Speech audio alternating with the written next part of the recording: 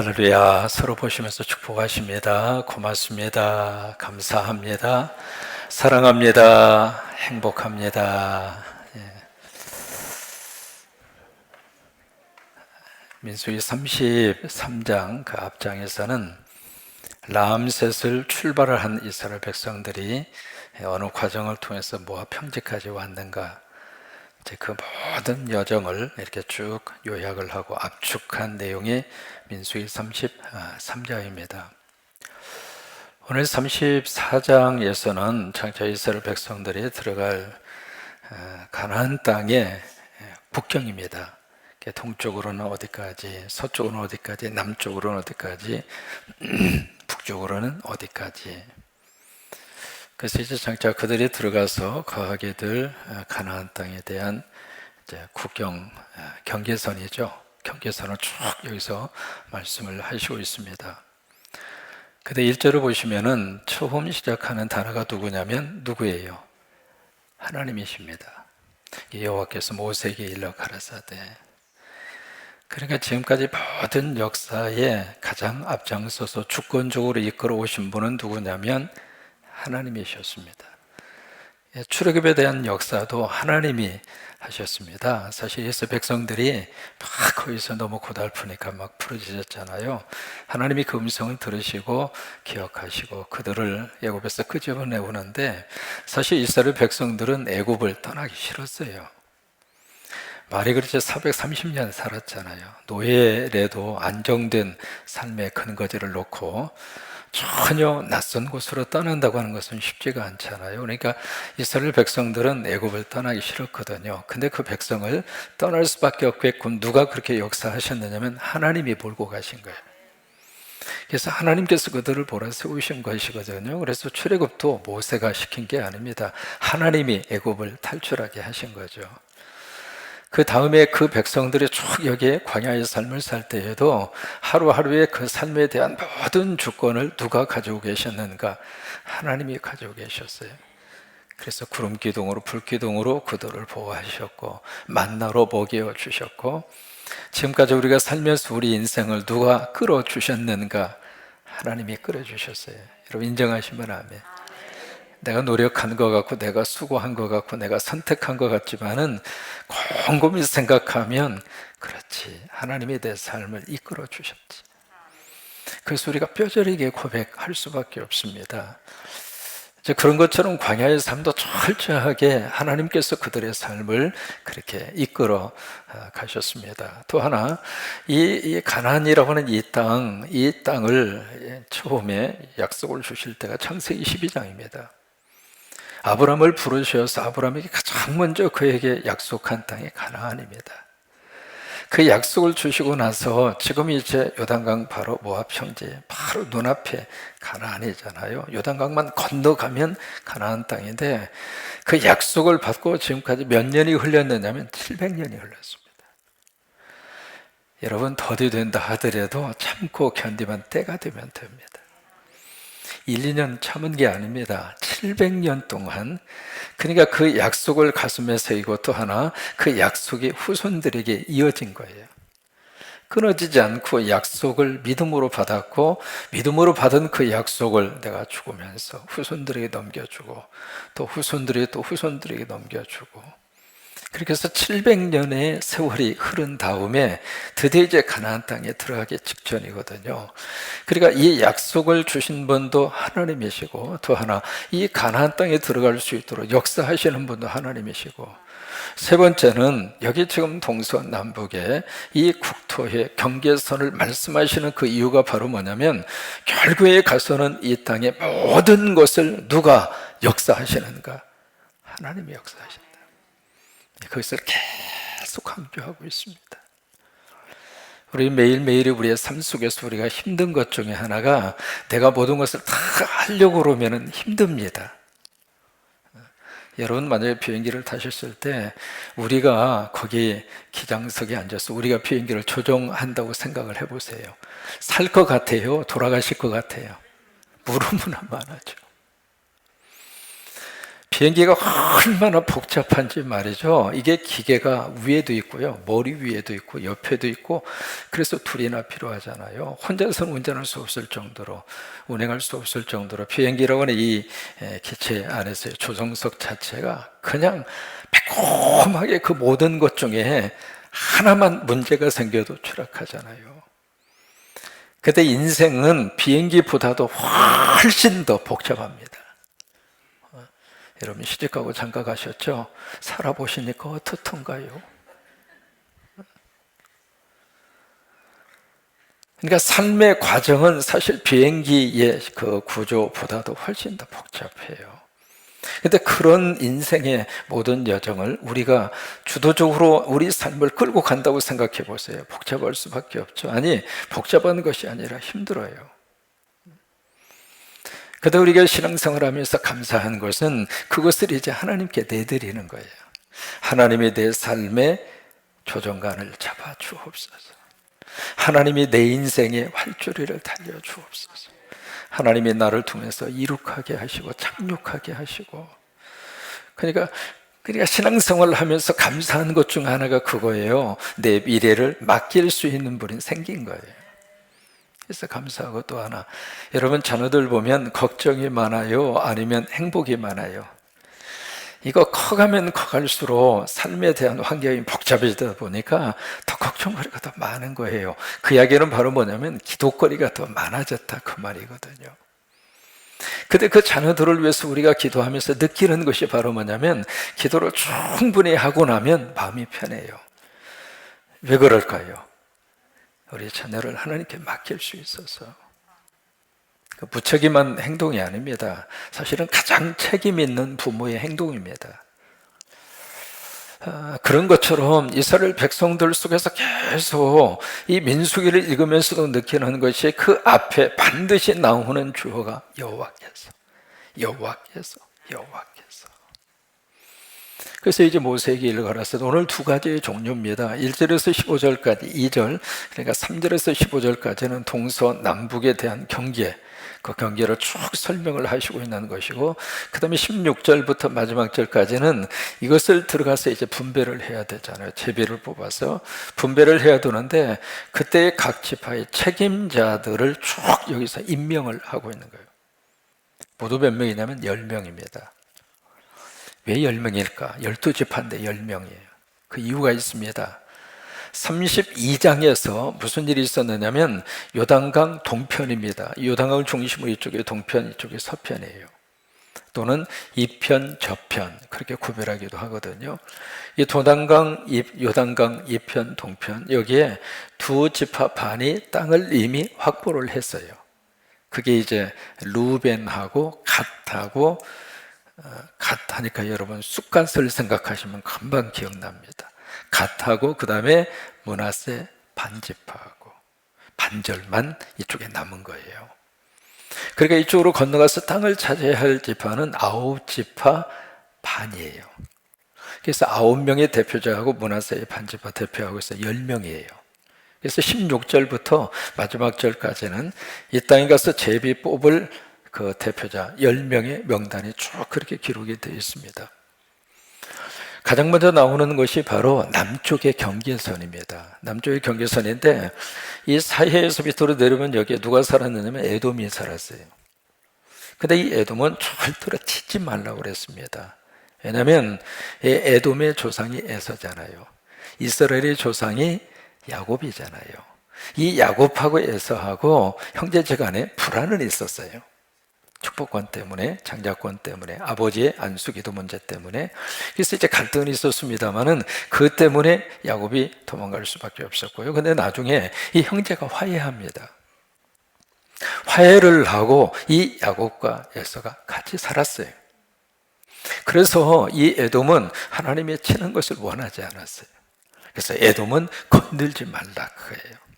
그래서 에돔 바로 옆에 여기 있는 이쪽이 신광야입니다. 신광야. 남쪽의 경계선의 부분은 신광야에서 어디까지 가냐면 이쪽에서 쭉 가면 여기에 가데스 바네아라고 하는 지역이 있습니다. 바로 여기에서 12명의 정탐꾼을 보낸 거예요. 보내서 그러니까 이 국경선으로 보면 가나안까지 다 온 거예요. 와서 정탐꾼을 보냈거든요. 보냈는데 돌아와서 그 정탐꾼들의 보고 때문에 이스라엘 백성들의 여론이 확 뒤집어지고, 그래서 그것 때문에 결국 40년 광야를 방황할 수밖에 없는 계기가 됐어요. 우리는요, 얼마나 그 목적지에 가까이 왔느냐 그렇게 생각합니다만은, 가까이 왔어도 거기에 불신이 들어가면 못 들어가는 거예요. 하나님은 다 준비해 놓으셨는데 정작 이스라엘 백성들이 그것을 걷어찬 거예요. 마치 부모님들은 자식을 향해서 마음이 열려 있잖아요. 그죠? 모든 부모님들은 자식을 사랑합니다. 사랑하는 방법이 약간 차이가 있을 수는 있어도 모든 부모님들은 소원은 딱 하나입니다. 자식 잘 되는 거. 그래서 자녀들이 부모님 말씀 잘 들으면 잘 됩니다. 이게 모든 부모님들의 소원이 바로 그거거든요. 자식이 잘 되는 거잖아요. 그러니까 부모님은 자식을 향해서 손을 벌리고 가슴을 열어 놓고 있는데, 만약에 자식이 부모를 절대로 믿지를 못해서 부모의 품에 안겨오지 않으면 사실은 누구 손해예요? 자녀 손해죠. 마찬가지로 이스라엘 백성들도 가나안까지 다 왔어요. 왜? 여기가 국경지대니까. 그런데 불신 때문에 못 들어간 거예요. 그 다음에 가네스 바네아 지역에서 약간 내려가면 이쪽에 시내가 하나 흐르고 있는데, 이 시내가 바로 오늘 성경 5절에 보시면 애굽 시내입니다. 이 애굽 시내라고 하는 것은 애굽에 있는 강 시내, 영어식으로는 와디라고 하는 말을 쓰거든요. 비가 막 쏟아지면 생기는 강, 그걸 와디라고 그래요. 평소에는 없다가 폭우가 쏟아질 때만 생기는 강줄기거든요. 여기 이제 바로 이쪽에 바란 광야인데, 바란 광야에서 이쪽 지중해 쪽으로 흘러 들어가는 와디가 있어요. 이것을 애굽 시내라고 하는 거예요. 그러니까 남쪽의 경계선이 바로 에돔을 옆으로 해서 신광야, 그리고 애굽 시내, 가데스 바네아, 이쪽에 남쪽의 경계선입니다. 그 다음에 이 서쪽, 이쪽이 서쪽인데, 서쪽의 경계선, 국경은 어디냐면 대해입니다. 이 대해가 바로 우리가 일반적으로 알고 있는 지중해를 대해라고 그랬습니다. 너무 큰 바다여서 그냥 대해라고 그런 거예요. 근데 우리는 지중해라 그랬어요. 지중해. 여기 지중해를 끼고 있거든요. 왜 이스라엘이 그렇게 전쟁이 많았을까? 지금도 복잡하잖아요. 지리적으로 이스라엘은 동과 서와 남과 북이 만납니다. 이게 만나는 지점이 편리하기도 하지만 갈등의 요소를 그대로 끌어안고 있는 거예요. 그래서 이스라엘 땅에 그렇게 많은 전쟁이 일어난 거, 지금도 이제 중동의 화약고라 그러잖아요. 그래서 서쪽의 경계선 국경지대는 대해입니다. 대해. 그 다음에 이쪽에 이제 북쪽의 경계선은 이 대해에서 어디까지 선을 그으라는 호르산이라고 하는 곳까지 선을 그으라 그랬어요. 이 호르산이라고 하는 산이 어느 산이냐면, 일반적으로 호르산이 여러 번 나옵니다. 아론이 죽은 산도 호르산이에요. 아론이 죽은 호르산은 바로 이쪽에 바로 이제 모압 그 지경에 있는 산이 호르산입니다. 그리고 이쪽에 북쪽에 경계선에 있는 호르산은 지금의 헐몬산의 줄기입니다. 그래서 대해에서 호르산까지 줄을 그어라. 그 얘기는 이쪽 지중해에서 헐몬산에 있는 여기까지가 북쪽의 경계선이에요. 그 다음에 동쪽의 경계선은 바로 줄을 쭉 그어서 여기 요단강을 필두로 해서 어디까지 오느냐면 여기까지 옵니다. 여러분, 이 바다 이름이 뭐예요? 오늘 성경에서는 뭐라고 그랬어요? 염해라고 그랬습니다. 염해, 소금바다라고 말이죠. 또 염해, 다른 번역을 보시면 아라바 바다라, 아라바 바다. 또 다른 데서 보시면 이 염해를 동해라고 그랬습니다. 다 같은 이름이거든요. 그런데 우리는 이 염해를 뭐라고 불러요? 뭐라고 불러요? 사해라고 부릅니다. 한 가지 질문합니다. 성경에서 연매를 사해라고 부른 적이 있을까요, 없을까요? 제가 심각하게 이야기할 때는 거의 없는 경우입니다. 성경에서 이 연매를 사해라고 부른 적이 한 번도 없어요. 그러면 이 사해라고 하는 말은 언제 나왔는가? AD 2세기경부터 문헌상에 나오는 단어가 사해입니다. 그럼 왜 사해라고 그랬는가? 말 그대로 죽은 바다라고 말해요. 죽은 바다. 참 여기서 뭔가 하나 깨달은 게 있습니다. 여러분 그 사해, 즉 일반적으로 사해라 그렇게 부르는데 이 염해에 가서 보면 염분의 농도가 31.5%입니다. 일반적으로 바다의 염분의 농도가 3%입니다. 그러니까 이 사해, 염해는 염분 농도가 일반 바다보다 10배가 높습니다. 그리고 이게 부력이 얼마나 센지 말이죠. 거기 가서 이렇게 누워있으면 다 붕 뜹니다. 그래서 저같이 수영을 참 즐기지 못하는 사람은 거기 가면 신납니다. 그냥 누워만 있으면 돼요. 자동으로 뜹니다. 자동으로.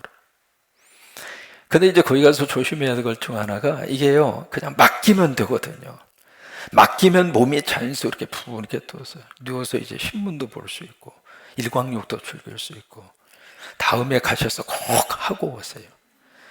이제 그 정도로 이제 부력이 그렇게 그 높은 지역인데 이게 만약에 거기 가서 막 자기가 수영을 하려고 헤엄을 치려고 수영 실력이 좋으니까 막 하려고 그러다 보면은 이게요 균형을 잃고 막 허우적대는데 허우적댈수록 몸이 붕붕 뜹니다. 그래서 이게 묘한 거가 사해에 가서 돌아가시는 분들이 의외로 많습니다. 이게 그 염분이 눈에 들어가잖아요.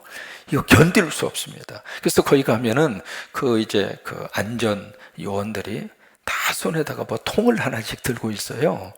왜 들고 있느냐면 막 그러다가 눈에 이 염분이 들어가서 눈을 뜰 수 없을 정도로 그 통을 가지고 가서 그 염분을 씻어주는 거예요. 그렇게 해서 이분을 구조하고 끄집어내오고 그러거든요. 근데 거기 가서는 맡기지 못하면 막 허우적대다가 쥐가 나서 죽어요. 제가 이제 거기 성지순례 갔는데 한국에서 오신 분 중에 한 분이 다 거기서 설명을 해요. 근데 말을 안 듣는 사람 꼭 한 사람 꼭 있어요. 참 묘해. 말을 안 들어. 그래가지고 거기서 막 하지 말라고 하는 짓을 하다가 쥐가 난 거예요. 이게 사유소에서 쥐가 나면 방법이 없습니다. 그래서 어떻게 끄집어내서 마침 한의사가 있어가지고 거기서 응급조치를 취해서 그분이 살았거든요. 근데 이제 에피소드 중에 한 분인데 제가 이제 저쪽 미국 장로교에서 같이 이렇게 같은 노예 안에 있는 목사님 중에 한 분이 회의만 하면 의장 그분이에요. 와, 세상에. 하여튼 회의 이렇게 쭉 진행을 하다가 키가 크세요. 키가 크신데 의장 하고 일어나면은 보통이 15분이에요.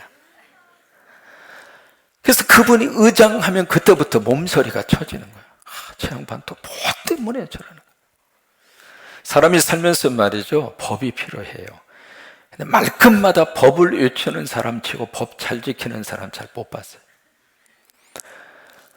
그렇게 이제 덜 하시던 분인데 이분이 성지순례 간다고 가셨는데 사해에서 돌아가셨어. 근데 그 다음부터 이제 노예할 때 에피소드가 쭉 있는 거예요. 누가 의장하면 성지순례 보냅시다. 사해가 그런 것입니다. 이게 지금 이제 두 가지를 생각해 볼 수 있는데요. 왜 하나님은 사해라고 말씀을 안 하셨을까? 우리는 죽은 바다라고 이야기하는데 하나님은 죽은 바다라고 그렇게 말씀하신 적이 한 번도 없어요. 염해라고 그랬지. 소금이 좀 많은 것뿐이라고 그랬지. 근데 우리는 그냥 죽어버렸다는 거예요. 말 그대로 dead sea거든요. 완전히 생명체가 없는 죽어버린 그런 바다라고 그렇게 이야기하고 있거든요. 물론 물고기는 죽습니다. 그래서 요단강을 타고서 갈릴리에 물고기가 만약에 잘못해서 들어오죠. 들어오는 순간 이게요, 염분이 너무 많아서 살지를 못합니다. 순식간에 죽어버립니다. 그 차원에서 보면 죽은 바다로 이야기를 할 수 있겠지만은 과연 이 염해가 죽어버린 바다인가? 그건 아니거든요. 여기서 나온 진흙이 일본까지 수출이 됩니다. 전 세계에서 이 진흙 머드팩 하고 싶어가지고 그때 같이 가신 분 가운데 지금 머드팩에서 아직까지도 얼굴이 빛이 나잖아요. 얼마나 영양분이 좋은지. 광물 자원의 보고입니다, 염해가. 우리는 아무리 바다지만 바다 보고도 죽었으면 바다가 생각할 때 기분 나쁘죠.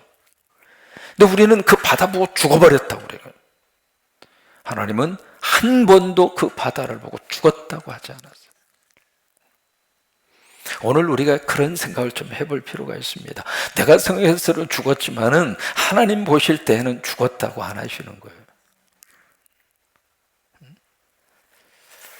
그 다음에 지금 이 염해가 심각한 위기에 지금 봉착해져 있습니다. 이게 해발 마이너스 430m입니다. 지구상에서 가장 해수면에서 낮습니다. 해발 마이너스 430m니까 바닷속에서도 저 깊은 바닷속에 있다 이 말이거든요.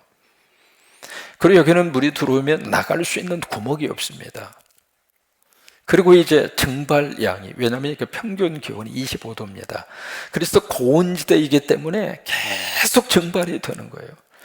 그러니까 요단강에서 유입되는 물의 양은 줄어들고, 왜 여기서 농업용수, 공업용수 여기서 다 써먹고, 요르단 그 다음에 이스라엘, 이 갈릴리에서요 큰 파이프를 묻어서 예루살렘까지 수도를 공급하거든요.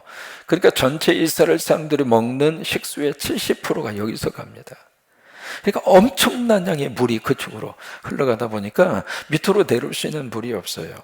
그러다 보니까 사이로 흘러가는 물이 적잖아요. 그리고 증발되는 양은 많고요. 1년에 평균 1m씩 사해가 줄어들고 있습니다.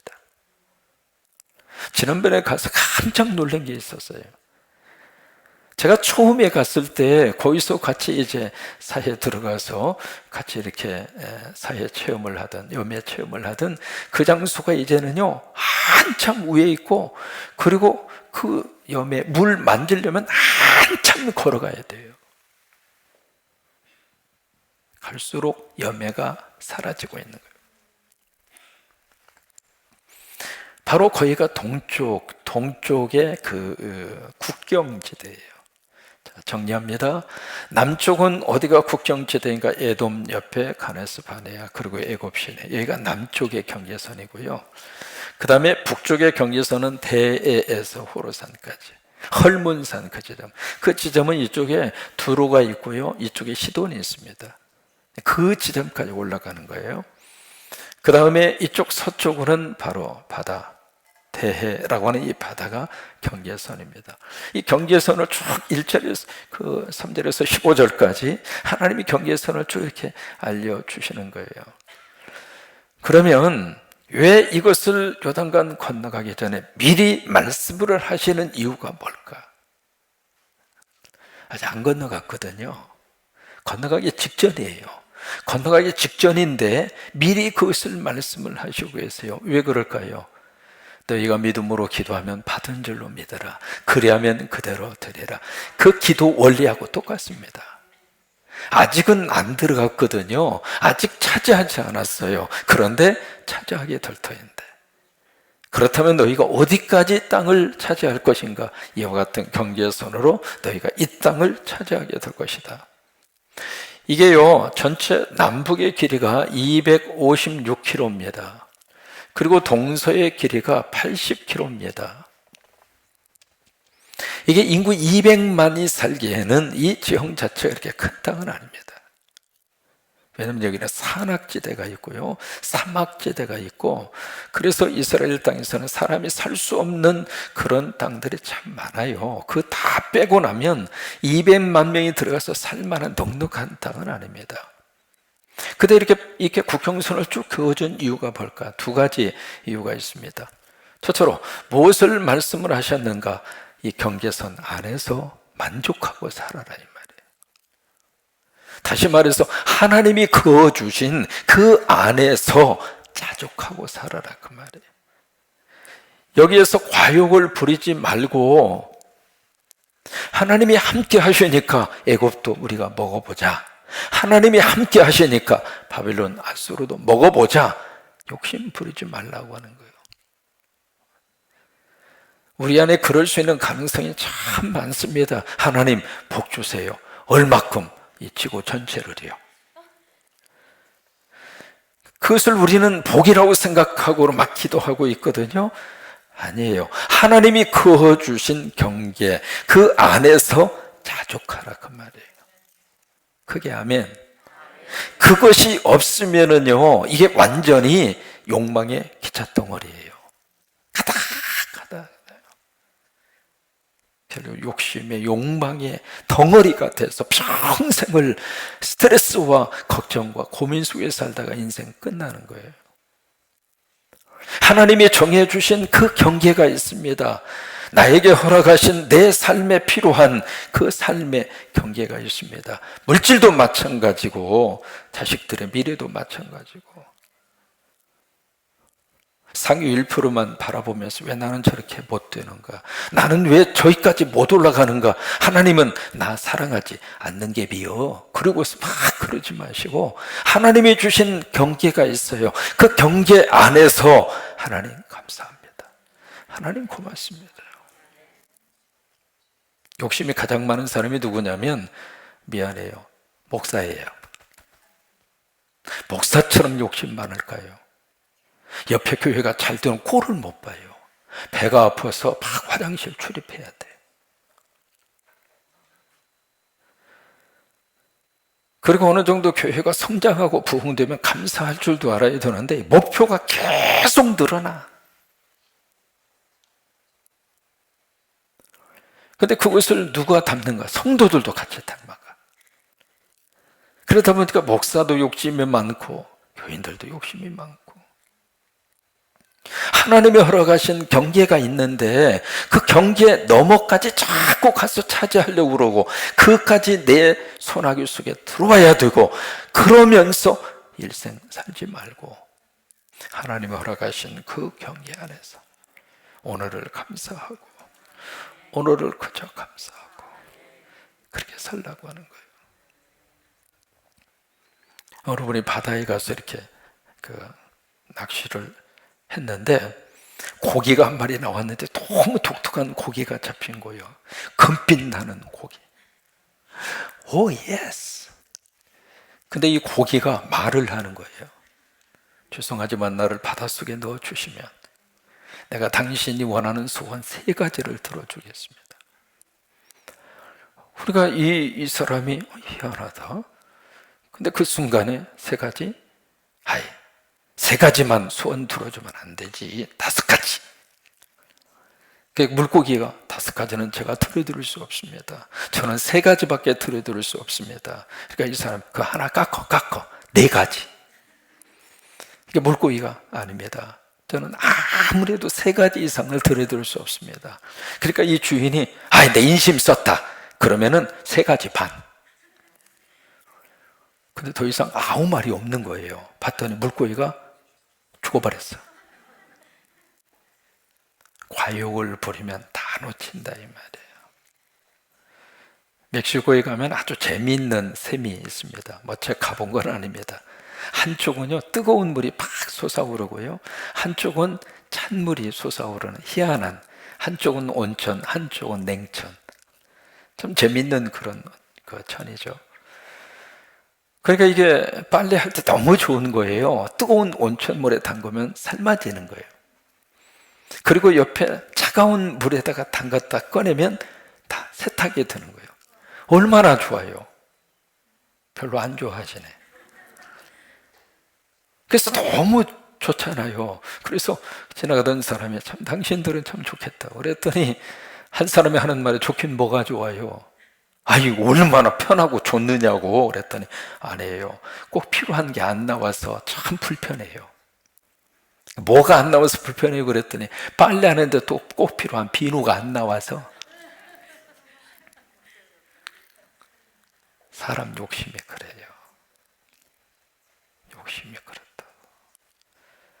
왜 건너가기 전에 국경선을 가르쳐 주었을까?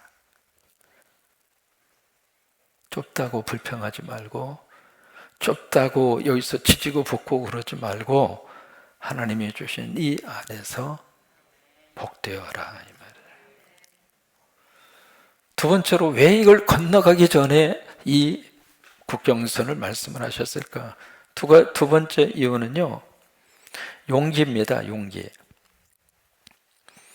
하다가 여기서 계속 싸워야 되거든요. 하다가 힘들면 에이 아니요 포기해버려, 그러지 말라고 하는 거예요. 하나님이 정해주신 이것을 다 차지하기까지는 절대로 포기하지 말라 그 말이에요. 이것을 전부 다 차지할 때까지는 끝까지 용기 있게 싸워라 그 말이에요. 중도에서 끝장내지 말고 이것을 전부 다 승리하여 얻을 때까지 어떤 일이 있어도 너희들은 전진하라 그 말이에요. 그래서 용기를 주기 위해서 하나님이 이것을 민수기 34장에서 국경선을 그들에게 미리 말씀을 하신 거예요. 그런 경우 참 있잖아요. 하나님께서 여기까지 가기를 원하시는데 가다가 힘들면 그냥 중간에서 포기해 버리는 경우들이 있잖아요. 아니에요. 우리는 하나님의 승리가 내 안에 들어올 때까지 끝까지 가는 거예요. 중도에서 포기하면 안이 간만 못하잖아요. 그래서 천국은 침노하는 자가 간다고 그랬지 않습니까?